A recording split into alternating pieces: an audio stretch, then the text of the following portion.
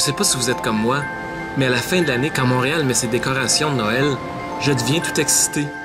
Et s'il y a de la neige en plus, je retombe carrément en enfance. La décoration de Noël la plus répandue est sans doute le sapin. Qu'il soit extérieur, intérieur, naturel, synthétique ou carrément symbolique, c'est la décoration la moins religieuse qui nous rappelle sans doute le plus la fête de Noël. Le premier sapin dont je veux vous parler est à la place Montréal Trust. Il mesure 23 mètres et possède de multiples écrans électroniques interactifs. Ça fait un peu Instagram ou Snapchat.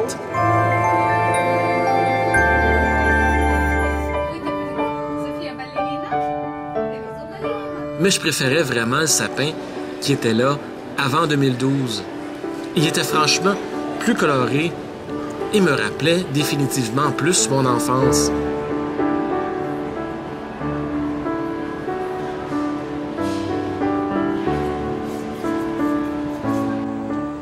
On se dirige maintenant, pas très loin de là, à la place Ville-Marie.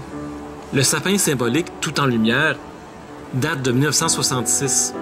Avant ça, entre 62 et 66, il y avait un vrai sapin à cet emplacement. Cet arbre mesure 19 mètres et il contient 13 000 lumières de type DEL. Malheureusement, on ne l'a pas installé cette année en 2018 à cause des rénovations de la place Ville-Marie.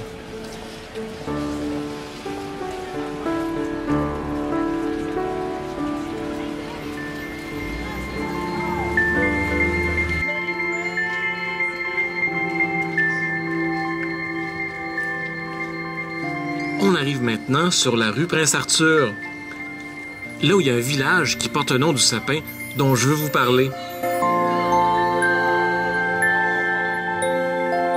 C'est le vilain sapin, qui est en effet tout croche et pas mal laid. Celui qu'on voit depuis 2 ans sur la rue Prince-Arthur est un hommage au fameux vilain sapin de 2016 qui était à la place des festivals et dont on s'est beaucoup moqué. Bon, celui-ci est beaucoup plus petit. Il fait à peu près le tiers de la grandeur de l'autre. En 2018, on l'a nommé le sapin chatouilleux. Bon, j'ai pas trop compris le concept. Je l'ai chatouillé, puis y a rien qui s'est passé.